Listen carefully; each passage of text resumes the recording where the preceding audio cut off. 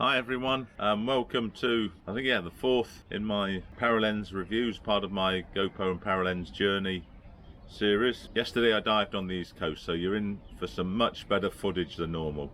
No more of those sort of Dubai wrecks with just snapper and a few other fish on them and looking at bits of rust. You've actually got some reef and reef fish to see on this video.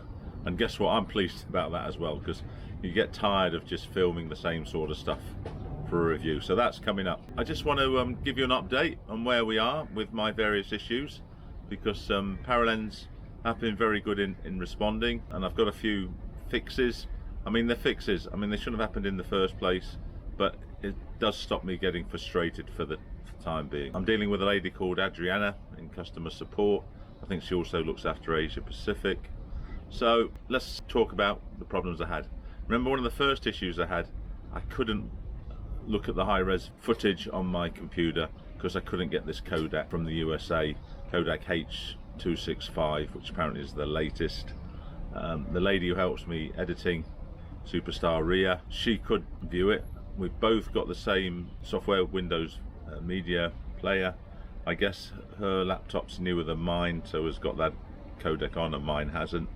But Paralenz did come back with a fix. They said download VLC viewer and it should work. And guess what? It does. So I'm happy about that. I'm not happy about having to put another piece of software on my laptop. But you know, at this stage in the game, I'm not that bothered. So now I watch the footage straight off the SD card on the VLC viewer, and it works. So I have to thank Paralenz for coming up with a solution on that. It's still not really a solution, because the average action cam user doesn't want to mess around and do all of this what I'm doing, so they really need to figure that out.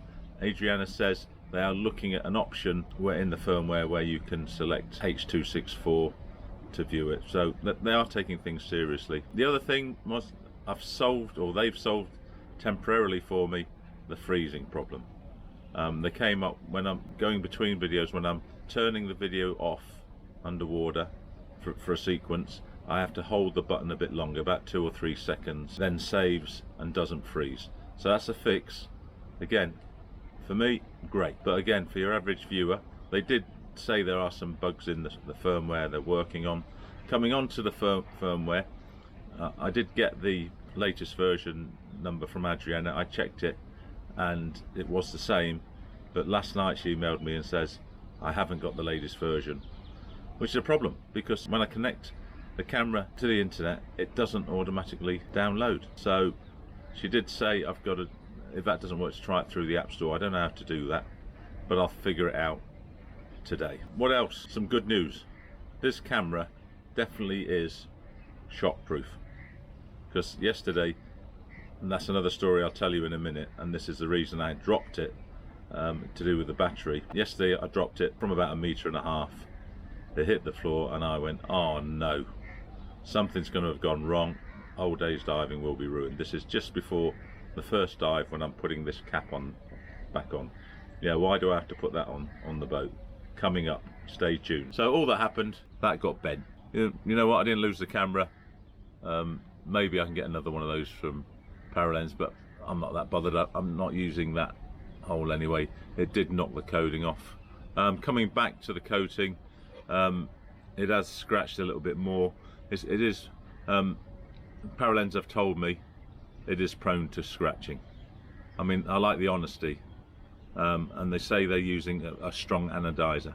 Well, I'm in the business, aluminium business, for my for a business that I have, and you know, the anodizing on this is nowhere near as good as we use in construction. So disappointing that, but again, doesn't affect what I bought this for. Another thing that the Paralenz have come back on is about, remember I said there was only one O-ring? I was wrong. Let's pull this off. Inside here, so there's 4 O-rings still. My concern now is, you know, am I a person who's never satisfied? I don't know. Inside here, how do we easily take these O-rings out and replace them after lubricating them? I can do it. I've got the right pick to do it. But I've been in the diving business since year dot, right? I know how to service stuff. Again, for the average consumer, how are you going to do that? I think Paralenz should include a special pick, because people will start using screwdrivers and all that sort of stuff to take them out. And in the instructions there should be how to do it, and there should be a little video. Maybe I'll make a video on that. Yeah, I think I will. How to get those out, lubricate them and put them back. It's going to be fiddly.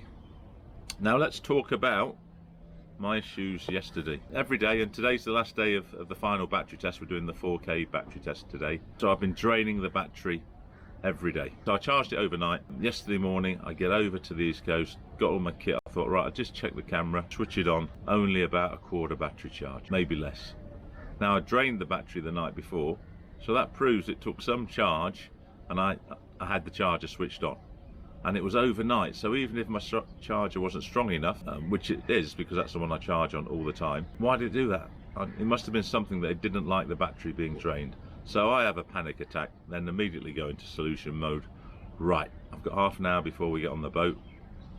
Go into the dive centre, charge it up for half an hour, go to the car, get a power bank that I keep in the car.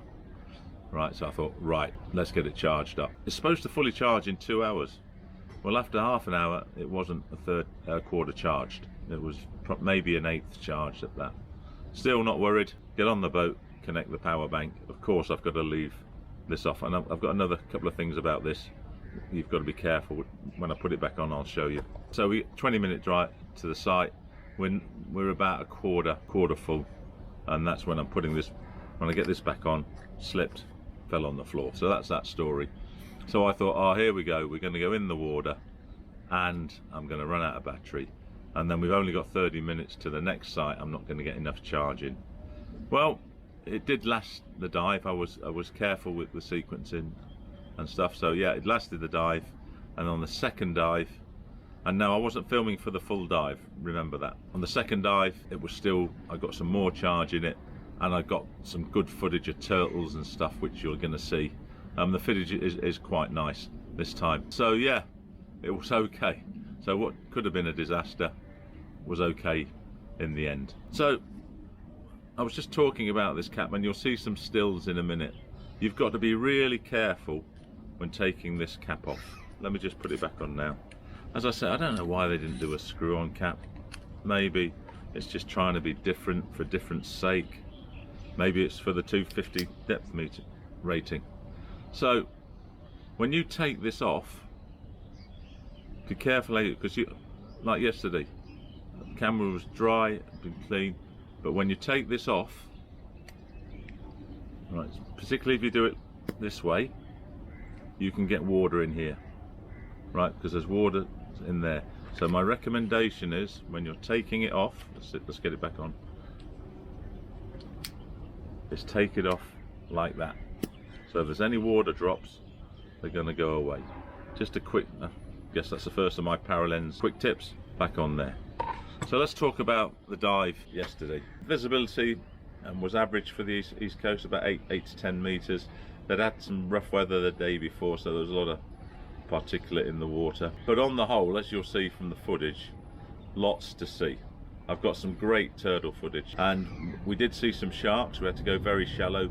On Dibber Rock, which was the first site we dived, there are resident juvenile black tips. We did creep up on them.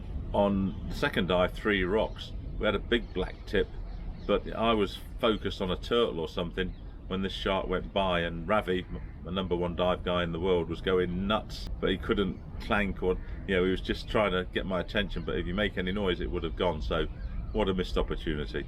But the turtles made up for it. Now, one thing you do when you're using an action cam underwater, you spot stuff, you see fish and that, and then you see something smaller, not small, where a close-up, you want a close-up shot, not a macro. I know action cams are pretty poor on macro. I hope someone develops some good macro lenses. I'll talk about them in a minute.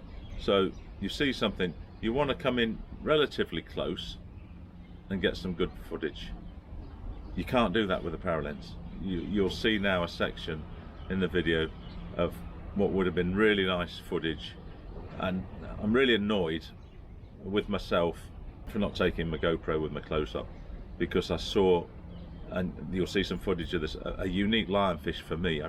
It had leaves as its fins, a black one, and I was so excited I forgot to use a little technique I'm going to show you in a minute, which I developed yesterday, to get this off. And I was excited because I wanted my pal Critter Hunter to look at it, which is will still do, and tell me if he'd seen one before.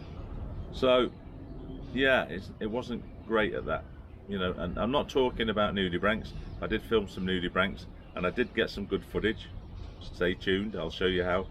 But I'm talking about scorpion fish like that, and others.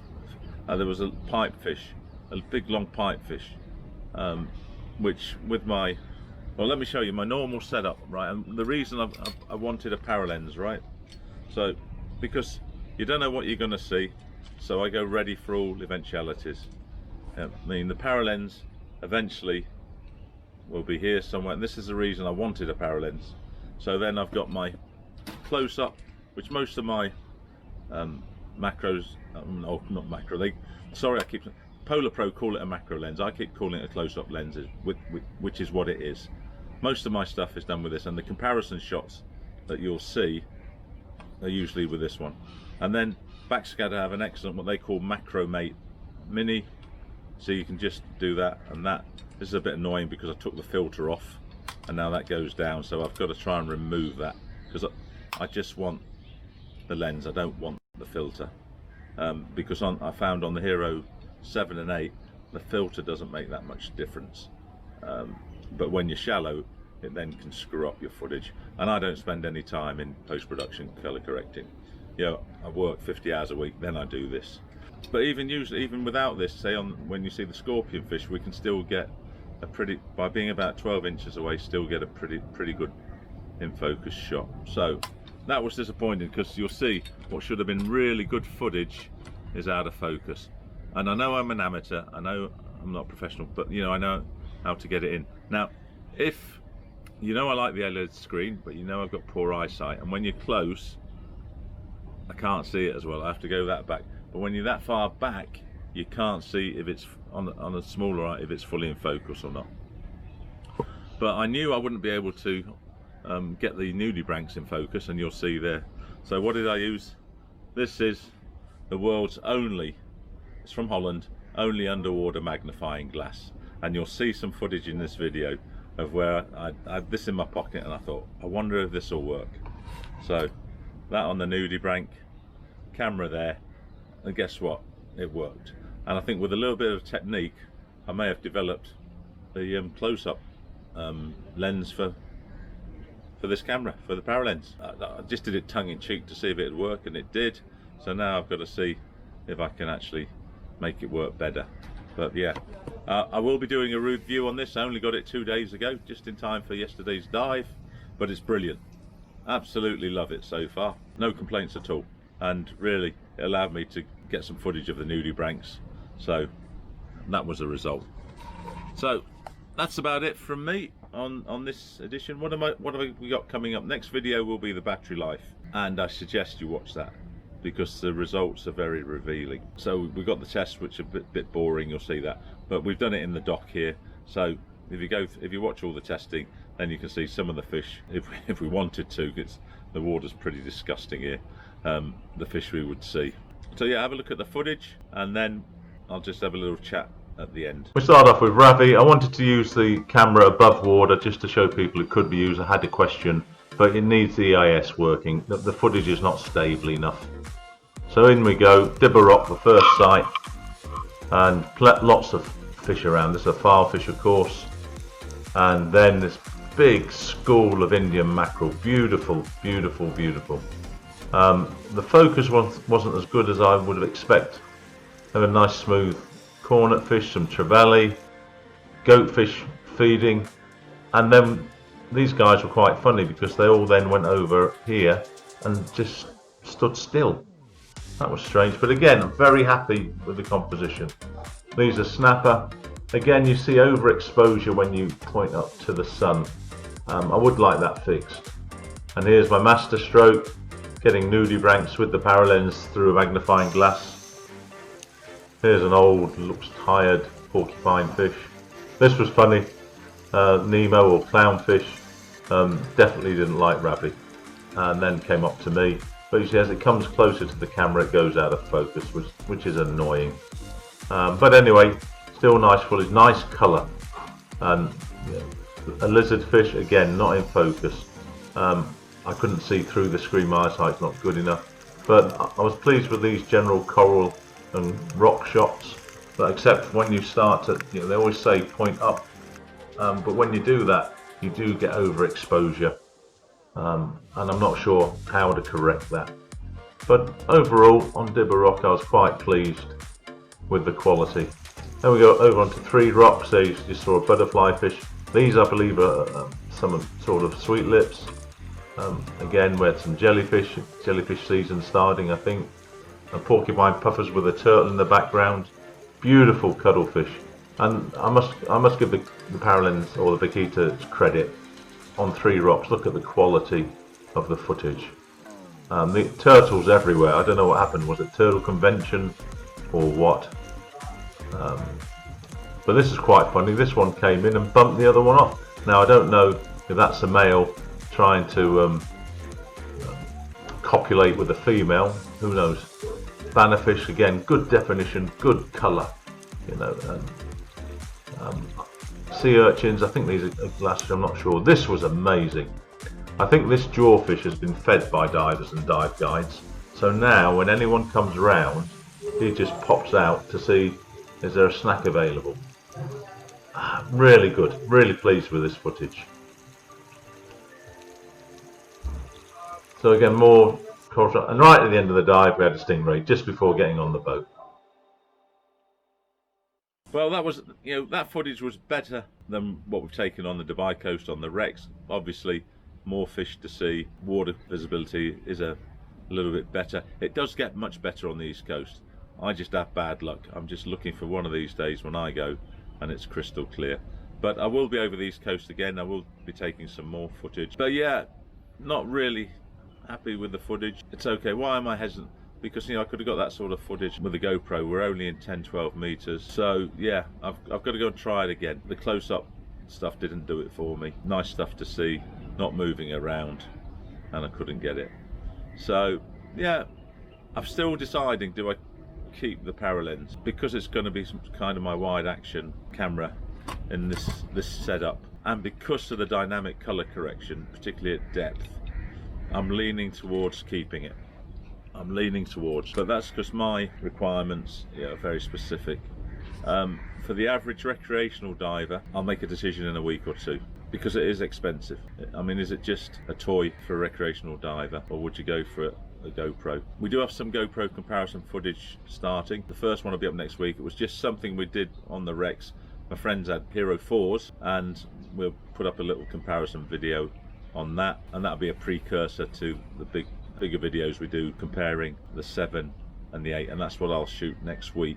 When I go to the East Coast, I'll have all 3 cameras without macro close-up lenses on, and we'll just run them and see what the difference is. So yeah, but I still like this camera. I just like the way I don't like the fact that, I don't think anyone in Paralenz really dives or takes photographs because they think that holding the camera like that is a plus handheld. It nicely fits. It does nicely fit in your hand, but no one worth anything who takes anything underwater, even amateurs like me, and I'm never going to be an expert. I don't want to be an expert, right? That's not the way to do it, particularly as you haven't got EIS, electronic image. What do? Do you go around the dive site like this, or do you go like this? So yeah, it's a feature, but it's an absolutely useless feature, really. So anyway, that's me signing off. I've spoke too long. Yeah, next week, probably by Monday, hopefully, we'll have the battery life footage uploaded, and the comparison one maybe Sunday or Tuesday. So we'll see you next time. I've got a few more of these videos coming, so please subscribe, please like it, please comment, and I'll just sign off with a thank you to Paralenz, to Adriana, because she has taken all my comments seriously, and that does give me confidence. One thing I would like confirmation from them, and I'll ask if they're going to make up some lenses that go on top here for close-up and stuff. That would be really good wet lenses. Wouldn't be as convenient as the flip systems I've got, but it would be a start in making this a nicer camera for a recreational diver. Okay, till next time, I'm signing off.